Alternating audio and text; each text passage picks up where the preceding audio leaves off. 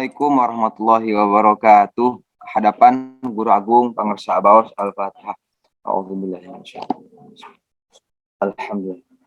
Ya na'budu wa ya nasta'in shiratal mustaqim.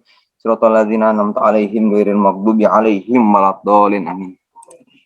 Bismillahirrahmanirrahim. Alhamdulillahirabbil alamin. Wassalatu wassalamu ala syamsil mursalin wal qamari nabiyyin wa sidratul muntaha arifin sayyidina Muhammadin wa ala alihi wa ashabihi ajma'in, amma ba'du. Ilahi anta maksudi wa ridhaka matlubi a'tini mahabbataka wa ma'rifatak.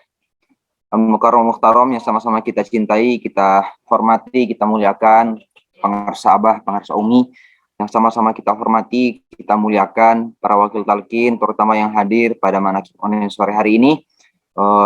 Izin menyampaikan untuk berkhidmat secara ilmu, dalam artian bukan untuk mengajari, tapi ingin untuk melayani dengan ilmu yang kita miliki. Karena khidmat itu pada dasarnya melayani. Itah man khodama khudima, melayani dia pasti dilayani. Melayani dengan apa yang kita miliki. Khidmat amaliyah berarti kita melayani dengan amal, baik itu yang bersifat kita dengan Tuhan, dengan Allah Subhanahu wa taala berupa salat, zikir, tawasul, manaqib, itu sifatnya antara kita dengan hubungan kita dengan Tuhan ataupun dengan manusia, yakni membantu dengan tenaga yang kita miliki. Mungkin kalau di majelis manakiban yang offline itu khidmat amaliyahnya selain dari khotaman, baca Quran, tawasul, sholawat, tanbih, manqobah, juga mereka-mereka ikhwan-ikhwan yang ikut memfasilitasi, seperti kalau di Sinarsa kan ada bagian yang ngangkut nasinya, ada bagian bakar satenya, ada yang bagian menggelar karpetnya, itu juga termasuk khidmat amaliyah dengan tenaga. Kutak-tak bahasa Sundanya dengan pundak, dengan tenaga yang dimiliki. Dan juga ada dengan ilmu, berarti bukan mengajari, pada dasarnya untuk melayani dengan ilmu, mempermudah dengan ilmu. Baik, sebenarnya saya tidak tahu apa yang ingin disampaikan, cuma kata pangarsa Abah, sampaikan apa yang ingat. Dan saya ingat dulu sempat pernah bikin slide tentang praktik sholat Guru Agung Pangersa Abah. Jadi ini untuk memperkuat bagi yang sudah tahu, untuk memperkuat kembali, untuk memperkuat ingatan. Bagi yang belum tahu, untuk biar tahu atau untuk menambah barokah dan juga karomah dari Guru Agung. Izin saya mungkin bisa share screen ya. Share. Oke, kelihatan semua? Kelihatan nggak? Kelihatan ya? Nah, ini kalau kemarin sempat bikin praktik sholat khusyuk dari Hadratus Syekh Muhammad Abdul Ghasif Maslul, yang dimana ini disusun oleh Abah Jagat dan oleh saya dibikin ke model presentasi PowerPoint. Nah, ini saya kutip dari buku Sholat Thoriqoh. Nah, ini bukunya. Ini buku Sholat Thoriqoh. Ini buku hasil dari observasi pengamatan Abah Jagat selama bermakmum atau sholat di samping Guru Agung Pangersa Abaos ini. Nah, jadi kalau kita lihat di sini, foto di sini, ini adalah beberapa momen ketika Pangersa Abah masih rutin sholat di Masjid Baitus Siri. Abah Jagat oleh Pangersa Abah dipersilakan untuk sholat di sampingnya. Dan kata Abah Jagat, selama sholat di samping Abah Aos, saya tidak pernah benar itu sholatnya. Kenapa tidak benar? Karena Abah Jagat kerap kali mengintip, gitu, mengintip Abah sholat. Jadi kalau petunjuk kita kan sholat mata kita ke sajadah. Kalau Abah Jagat saat itu tidak ke sajadah, tapi mengintip, melihat Pangersa Abah. Mulai dari takbiratul ihramnya, dari rukuknya, dari sujudnya, iktidalnya, segala macam. Itu diikuti, dilihat, diamati, dan dibagi-bagi kepada ikhwan semua gitu. Jadi kan kalau kita kan mungkin bukan tidak mungkin ya, agak susah untuk mendapatkan momen itu gitu. Tapi tasyakur bi ni'mah, alhamdulillah Abah Jagat sebagai bentuk tahadus bi ni'mah beliau menyampaikan kenikmatan yang beliau dapat, beliau tuangkan, di-share nih ke ikhwan-ikhwan, dibagi-bagi dalam sebuah buku yang berjudul Tuntunan Sholat Thoriqoh atau Syekh Muhammad Abdul Ghasif Al-Qadiri Anak Syabandi. Ini buku ini jadi bukan promosi ya, maksudnya bisa didapat di tempat-tempat manakiban. Biasanya kalau di tempat manakib tuh ada yang jualan, buku ini juga dapat, atau juga bisa dapat melalui online. Baik, praktek sholat khusyuk dari Syekh Muhammad Abdul Ghasif Maslul.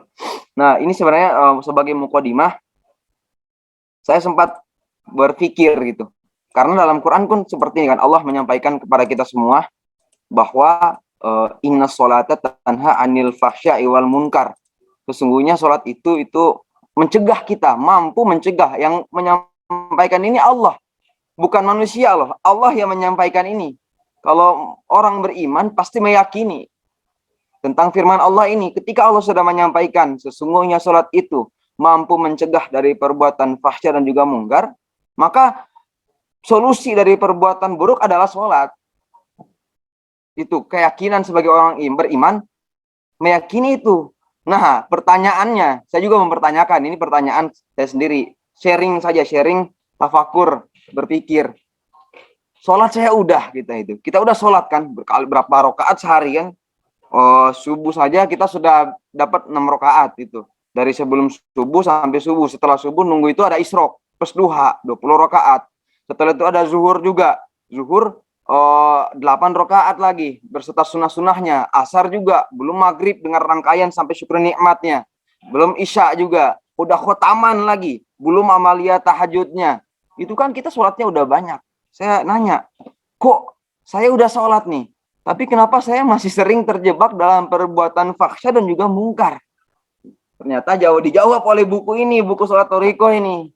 Iseng-iseng baca, sebenarnya mah hadisnya udah tahu dari dulu, cuma kena merasa terdakwahi, merasa apa ya, bukan tersindir ya, terkena ke hati, masuk ke pikiran, bikin orang saya tafakur ketika melihat hadis solu kama ra'aitumuni sholli. Sabda Nabi, sholatlah kalian sebagaimana aku melaksanakan sholat. Berarti sholat yang mampu mencegah dari perbuatan mungkar dan juga fahsya itu adalah sholat yang persis sebagaimana dicontohkan oleh Kanjeng Nabi Muhammad SAW. Ketika praktek kita tidak sesuai dengan itu, maka akan tidak kualitas sholat kita berkurang. Bukan berarti tidak bernilai kebaikan, tetap Allah menilai kebaikan. Karena dalam hadis juga, innamal a'malu binniyat wa innamal likulli imri'in ma nawa. Itu kan hadis Bukhari, itu di hadis Arba'in itu kan hadis paling pertama. Segala amal perbuatan itu diawal dengan niatnya. Dan sebelum kita berbuat amal, baru niat saja sudah Allah nilai kebaikan itu. Ini kejembaran rahmannya Allah Subhanahu wa taala. Ketika seorang beriman nih akan berbuat amal baik, belum berbuat amal baik saja sudah Allah nilai kebaikan. Tetapi ketika ada anak Adam, manusia yang akan melaksanakan amal buruk, sebaru niat saja belum dicatat dosa. Itu. Ketika dia berbuat, baru itu oleh Allah dinilai. Tapi kalau berbuat baik, baru niat saja sudah mendapat nilai kebaikan. Innamal amalu binniyat. Nah, semakin melebar, kita fokus lagi. Balik lagi tentang sholat ini. Nah, jadi sholat yang memiliki manfaat, fadilah yang ampuh untuk mencegah kita dari perbuatan buruk adalah sholat yang dicontohkan, praktik sholatnya persis mengikuti Nabi SAW. Mulai dari takbiratul ihramnya, dari cara bersedekapnya, berdirinya, pandangan matanya, itu sesuai dengan apa yang diajarkan oleh Nabi SAW. Nah, tapi kan Nabi sudah meninggal, sudah pulang duluan, sudah tidak ada di bumi ini. Kita sudah tidak bisa berbicara dengan Nabi, mungkin hanya para aulia Allah dan beberapa kekasih-kekasih Allah saja yang bisa. Kalau kita orang-orang awam ini bertanya kepada Nabi itu bagaimana caranya?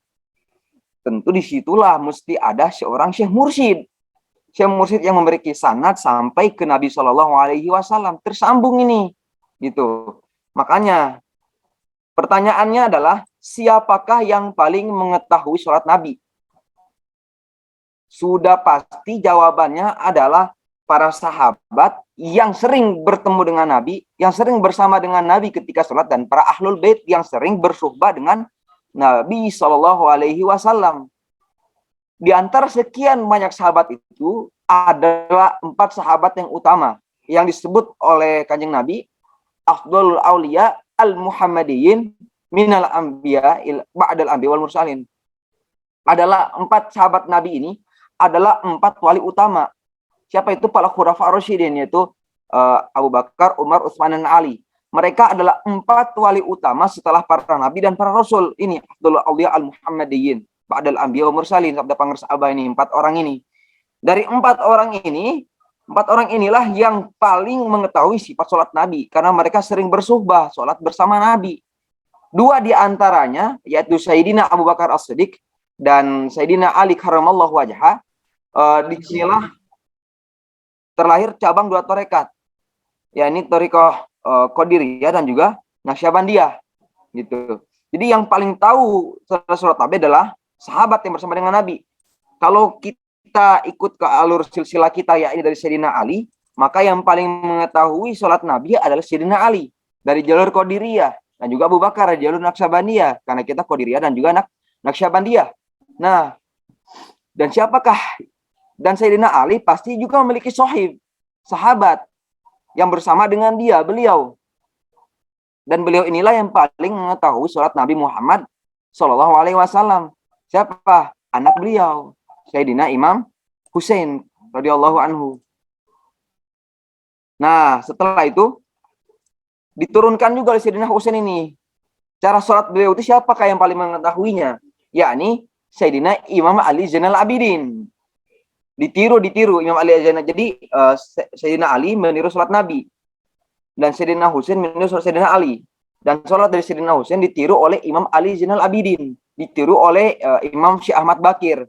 Terus ke Ja'far As-Shadiq, ke Imam Musa Al-Kazim, ke Abu Hasan Ali bin Musa Ar-Ridho, ke Ma'ruf Al-Karki, ke Sri As-Saqati, ke Syekh Abdul Qasim Al-Baghdadi, ke Syekh Abu Bakar Difri Al-Shibli, ke Syekh Abu Wa'id At-Tamimi, itu Syekh ke Abu Farus At-Turtusi, itu sampai ke Syekh Ahmad Khatib Ibni Abdul Bar As-Sambas. Sampai lagi ada yang paling mengetahui sholatnya Syekh Ahmad Khatib adalah muridnya. Siapa? Yaitu Syekh Tolha. Dan yang paling mengetahui sholat Syekh Tolha itu adalah muridnya yang paling dekat. Siapa? Abah Sepuh. Karena Abah Sepuh ini adalah murid pilihan dari Syekh Tolha. Jadi dulu dikisahkan Syekh Tolha punya 9 murid unggulan. Dari 9 murid unggulan ini semuanya diuji. Diuji dengan bantal. Semuanya dikasih bantal. Normalnya bantal dipakai untuk tidur. Karena Abah Sepuh manusia di atas rata-rata, bantalnya tidak dipakai tidur, ditaruh di atas kepala. Seperti ini. Tuh. Seperti ini, pangersa menjatuhkan seperti ini. Ditaruh di atas kepala. Dan pangersa Abah Sepuh tidak tidur, tapi beliau duduk nyender ke pintu Syekh Tolha. Strategi biar kalau Syekh Tolha mau ke jamban, Abah Sepuh kedorong, bangun. Gitu. Jadi seperti ini pangersa Abah menjatuhkan seperti ini. Buku ini bantal ditaruh di atas kepala, lalu gini, nyender, tidur. Bukan tidur, merem. Jatuh. Seperti itu, dicontohkan oleh pangersa Abah seperti itu. Nah, Abah Sepuh inilah yang akhirnya dipilih oleh Syekh Tolha, karena Abah Sepuh dinilai pantas karena telah mengikuti, paling mengetahui sifat sholatnya Syekh Tolha. Dan siapakah yang paling mengetahui sifat sholatnya Abah Sepuh? Ya sudah pasti Abah Anom. Nah, di zaman ini Abah Anom sudah pulang. Kita harus menemukan seseorang yang paling mengetahui sifat sholatnya Abah Anom. Siapa? Abah Aos. Abah Aos yang paling mengetahui sifat sholatnya Abah Anom. Dan Abah Aos mengajarkan kepada kita semua ini dengan wasilah buku sholat Thariqah yang disusun oleh Abah Jagat. Gitu. Nah, pertama, sholat itu kan diawali dengan wudhu. Jadi secara singkatnya, apabila sholat kita kurang benar bisa jadi. Kalau misalnya peragaannya sudah benar, sholatnya kita juga udah laksanakan, tapi masih juga punya hasrat untuk berbuat keburukan. Berarti wudhunya kita mungkin kurang baik, karena mesti diawali wudhu terlebih dahulu. Sebagaimana firman Allah kepada orang beriman, mesti mensyaratkan wudhu. Iza qumtu ila sholati faghsilu wujuhakum wa aydiyakum ilal marafiq wamsahu bi ru'usikum wa arjulakum ilal ka'bain. Itu firman Allah, hai orang beriman, jika engkau hendak melaksanakan sholat, maka basuhlah wajahmu. Basuhlah wajahmu, baru tanganmu, ke bagian kepalamu, dan juga kakimu. Nah, ini praktik wudhu dari pangersa Abah, urutannya. Pertama, dari pangersa Abah, setelah membasuh telapak tangan, dibasuh dulu, berkumur-kumur, sempurna 3 kali. Maksudnya airnya itu dimasukin ke mulut, dikumur-kumur. Dia tergesa-gesa, tenang saja, tumanina saja. Karena kalau bahasa Abah Jagat itu, Abah Jagat pernah menyampaikan, kan beliau backgroundnya Persis dulu. Dan kata beliau, ketika melaksanakan wudhu mengikuti apa yang dicontohkan oleh Abah Aus, itu sensasinya beda. Jadi berwudhu mengikuti sunnah Nabi, sunnah Abah Aus. Karena dari Abah Aus pasti apa dikerjakan juga oleh Nabi SAW. Nah, praktik wudhu pertama membasuh kumur-kumur 3 kali. Tidak tergesa-gesa. Di kumur-kumur airnya diambil, buang. Kemudian kita istinsyak dan istisar 3 kali, yaitu menghirup air. Jadi ambil airnya, dihirup, dikeluarkan. Kalau pangersa Abah mah sampai ke ini, sampai pedih itu. Sudah pangersa Abah, dihirup, dikeluarkan lewat mulut. Itu pangersa Abah itu luar biasa. Itu obat flu kata Abah. Itu 3 kali. Itu. Setelah itu, setelah membasuh mulut dan ini membasuh wajah. Nih, masukkan air wajah, mengalirkan air hingga ke wajah bagian bawah di semuanya, ya, itu, dan langsung kita telinga, ya. Kalau ini kan telinganya terakhir, ya. Kalau kita wajah, langsung telinga. Nah, pangersa Abah memberikan contoh ini. Dalam basuh telinga kita pakai 2 ini nih, 2 jari ini. Yang ini, bagian ini untuk membersihkan bagian dalam telinga, dan yang jempol untuk membersihkan bagian luarnya. Jadi ketika ini diputar gini, itu sebanyak 3 kali. Itu contoh dari pangersa Abah. Lanjut, praktik membasuh tangan. Nah, kedua tangan mengambil air, kemudian tangan diangkat supaya air mengalir di tangan kanan dari mulai jari-jari telapak tangan sampai ke sikut. Nah, ini nih, harus tertib. Jangan asal basah. Tidak boleh. Kita harus tertib, karena pangersa Abah itu orang yang tertib. Pangersa Abah itu tertib sekali. Bahkan kalau cara memakai kemeja, sabda pangersa Abah, pakai kemeja dari kanan dulu, baru pakai yang kiri. Kalau mau nyisir rambut, sisir kanan dulu, baru yang kiri. Tertib. Abah itu tertib, rapih orangnya. Makanya membasuh tangan juga tertib ini, sesuai dengan di hadis, di firman Allah. Wa aidiyakum ilal marofi. Dari tangan kamu sampai ke sikut, bukan sikut ke tangan. Ya, jadi ini keran ngalir. Nah, airnya di sini misalnya. Nah, kita dialirkan itu, dialirkan, baru diginiin. Jadi intinya basah tuh dibasahinya mulai dari ujung tangan ini sampai ke sini sikut. Begitu juga dengan kiri, dilakukan sebanyak 3 kali. Nah, praktik mengusap kepala. Mengusap ya, mengusap bedah dengan membasuh. Kalau membasuh, ini airnya tidak usah dibuang, airnya langsung. Tapi kalau mengusap, berarti airnya dia ini, ambil airnya, dibuang itu, baru bekas basahnya baru diusap ke kepala. Itu. Diusap kepala, bukan rambut. Bukan rambut, dia perhatikan, bukan mengusap rambut. Karena kalau mengusap rambut, kasihan orang yang tidak punya rambut. Bagaimana berwudunya kalau tidak punya rambut, kan? Tapi kepala, diusap kepalanya itu. Pangersa menyentuhkan dari depan sini, seluruh bagian kepala ya. Mulai dari ubun-ubun sampai ke bagian belakang. Lalu tarik ke situ lagi. Seperti itu. Pangersa mencontohkannya seperti itu. Ya. Yang penting bagian kepala kita itu harus basah. Gitu. Bukan rambutnya, tapi bagian kepalanya. Mengusap ya. Mengusap. Diusap. Bukan dibasuh. Diusap. Baik, kita lanjut ke membasuh bagian kaki. Nih, air dialirkan dan diusapkan dari mulai jari-jari dan setelah jari kaki sampai mata kaki. Kaki kanan digosok dengan tangan kiri, kaki kiri digosok dengan tangan kanan. Dilakukan sebanyak 3 kali. Karena dalam firman Allahnya disampaikan wa arjulakum ilal ka'bain. Dari ujung kaki itu sampai ke mata kaki. Ini anggaplah ini kaki ya. Ini kaki, ini mata kakinya ini. Ini mata kaki ini. Nah, dibasuhnya dari ujung kakinya. Diusap pakai diusap, dibersihkan itu, dibersihkan sela-selanya, itu harus dilakukan sebanyak 3 kali. Nah, sunnah pangersa Abah itu yang biasa dilihat oleh Abah Jagat, setelah melakukan wudhu, pasti sholat sunnah syukur wudhu, dilanjut dengan syukur nikmat. Jadi bapak-bapak dimanapun nih, di kantor kan, sejak umroh tahun 2015, ini kisah umroh 2015. Pangersa Abah ketika sampai di hotel, itu mendapatkan 1 kunci. 1 kamar, di dalamnya ada 3 kamar lagi. Jadi pas dibuka kamarnya ada tinggal 3 kamar lagi. Dan tidak ada yang kebetulan. Kamarnya nomor 36, 37, 38. Nah, disitulah Pangersa Abah mendapatkan irsyadat. Yang pertama dimaklumatkan dari Abah Sepuh, duha jam 7 pagi. Itu dari Abah Sepuh. Cuma kan sekarang kita udah istroq gabung duha. Itu juga dari Abah Sepuh, bukan dari Abah saja, dari Abah Sepuh itu. Hati-hati. Setelah itu di kamar dari Abah Anom, menit tega-tega kata Abah teh. Tega banget. Keluar dari kamar mandi, habis buang air kecil, buang air besar, kok tidak ngambil wudhu. Jadi Pangersa Abah menganjurkan kepada Iwan, dimanapun kita mau buang air kecil, buang air besar, wudhu. Punya wudhu. Setelah wudhu, disunahkan oleh Pangersa Abah untuk melaksanakan sholat sunnah syukrul wudhu.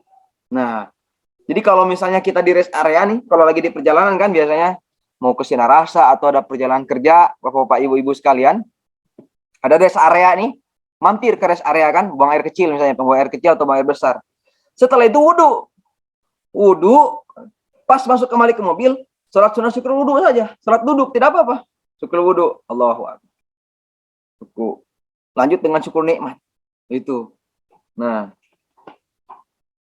itulah yang dicontohkan oleh Pangersa Abah. Yang selanjutnya adalah belajar sholat khusyuk dari Nabi Shallallahu Alaihi Wasallam. Ya pada dasarnya kita belajar khusyuk dari Kanjeng Rasulullah Shallallahu Alaihi Wasallam. Ya.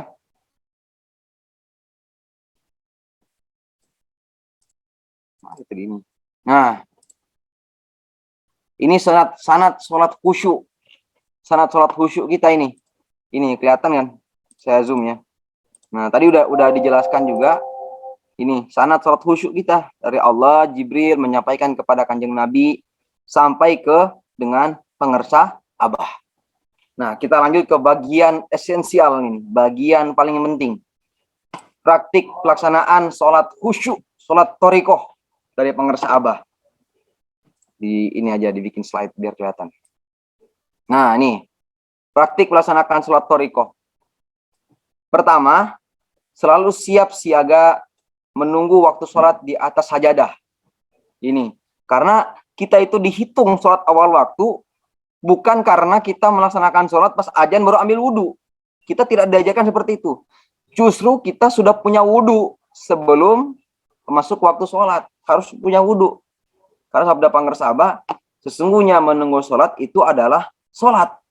Jadi kalau bahkan dicontohkan seperti ini waktu di Masjid Raya Jawa Barat, Masjid Raya Bandung, Pangersa Abah mencontohkan seperti ini. Bahkan walaupun sedang main gapleh sekalipun, tapi sudah punya wudhu dengan niat menunggu waktu sholat, maka bermain gapleh pun bernilai sholat. Atau bapak ibu di kantor sedang bekerja ini, waktu sholat masih 1 jam lagi, tapi dalam waktu 1 jam itu bapak dan ibu sekalian sudah punya wudhu, maka 1 jam itu dinilai dengan sholat.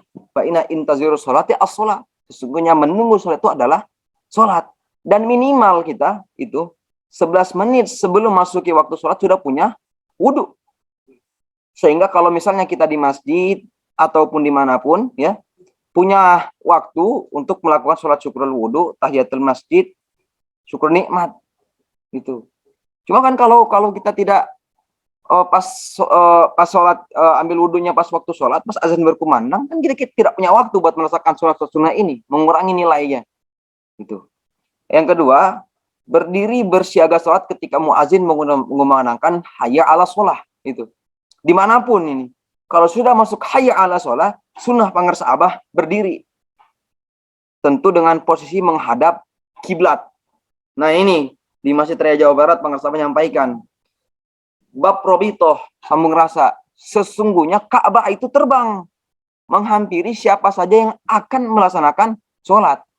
Makanya pastikan Ka'bah itu hadir di hadapan kita. Sebelum kita takbiratul ihram, Ka'bah sudah ada. Pluk, hadir di hadapan kita semua. Itu cuma kita terlihat, jangan pakai mata, saudara Pangersa.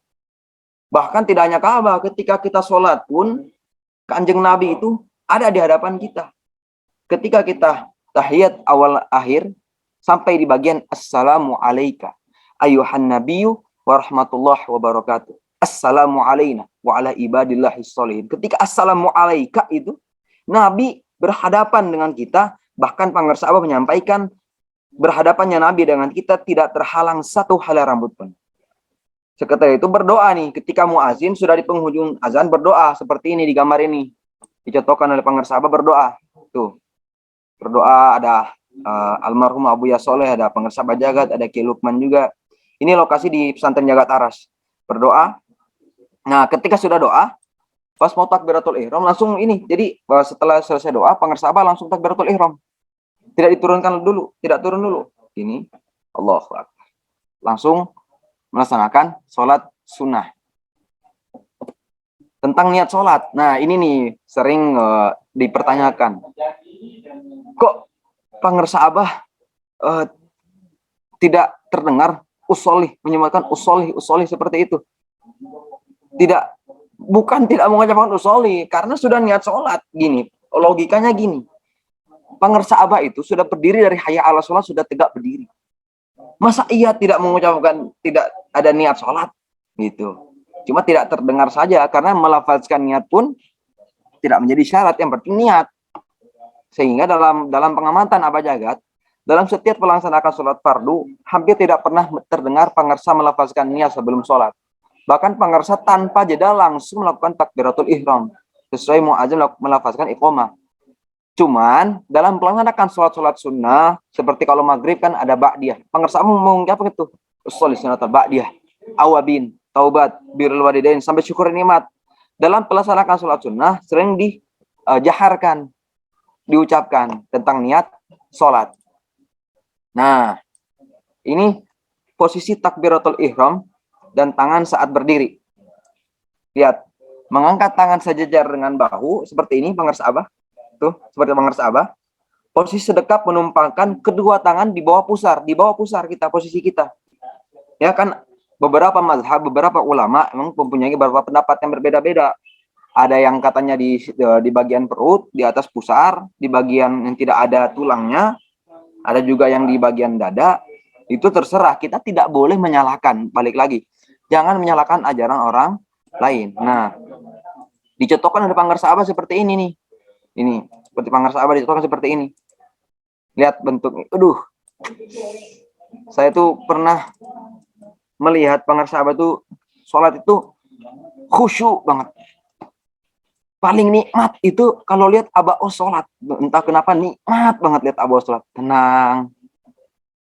Jadi vibrasi energi beliau ketika melaksanakan sholat itu, ketenangan beliau dalam melaksanakan sholat, kenikmatan beliau, kesenangan beliau dalam melaksanakan sholat, itu mampu terpancar dalam beberapa di sekitar orang untuk melihatnya tuh. Senang lihat Abah Os sholat itu dulu. Waktu masih jadi santri di Jagat Aras, ataupun waktu juga masih beliau mengimami di Masjid Baitul Siri, karena tahun 2017 itu alhamdulillah sempat mengikuti beliau itu. Jadi kalau Abah sholat saya ngikut dari belakang itu untuk biar kebagian tempat di belakang Abah Awas, walaupun nggak belakang banget lah. Saya agak ke kanan karena di belakang Abah Persis ada wakil talqin, samping kanannya lagi ada para pengajar, samping kanannya baru saya dapat tempat di situ. Itu melihat Abah Awas itu senang, tenang banget.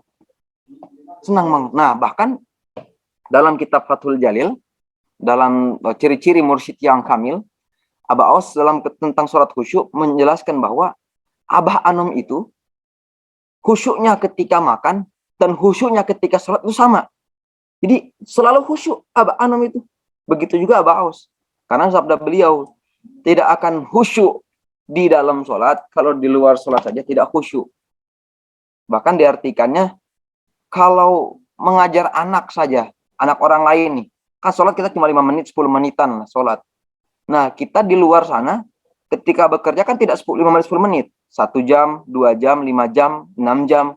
Itu kalau dalam waktu 6 jam saja itu aja kita tidak bisa khusyuk, maka susah juga untuk 5 menit ini. Dan kemarin, baru-baru kemarin beberapa minggu yang lalu, pengersaabah menyampaikan tidak ada cara untuk menetapkan khusyuk di dalam sholat kecuali dengan zikir jahar yang banyak. Karena zikir jahar yang banyak akan menghidupkan zikir khofinya. Kalau loyo zikir jaharnya, akan loyo juga zikir khofinya. Itu sabda pengersaabah. Tetapi ruku. Nih, sikap ruku dan berdiri idal. Lihat pengersaabah. dalam usia beliau yang sudah menginjak 80, tapi waktu itu ini usia 76, 77, 76. Lurus beliau, merunduk 90 derajat, lurus dalam melaksanakan ruku. Ini contoh. Dan mata ketika ruku itu melihat ke antara dua kaki sini. Antara dua kaki, celah antara dua kaki. Gitu.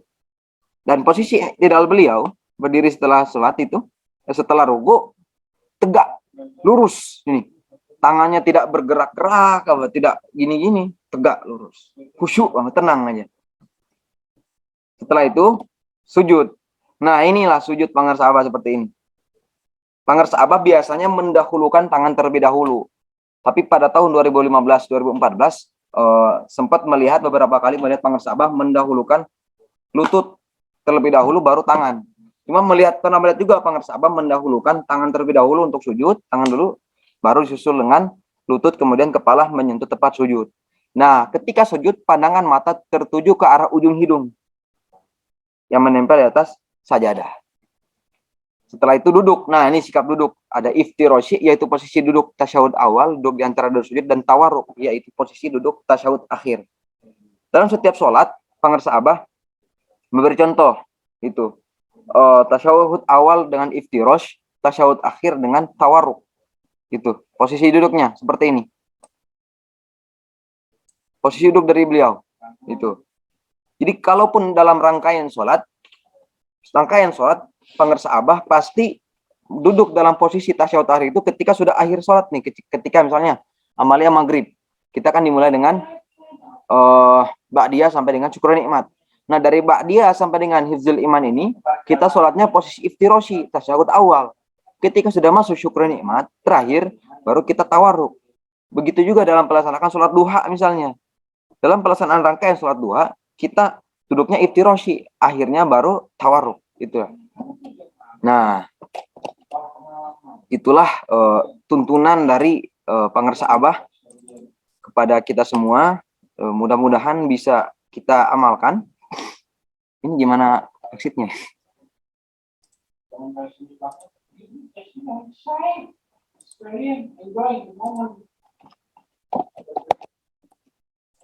Inilah beberapa tuntunan sholat khusyuk dari pangersabah sebagai reminder, pengingat untuk kita semua agar sekiranya dapat sholat kita itu enak gitu loh. Karena yang dirasakan juga benar ketika kita sholat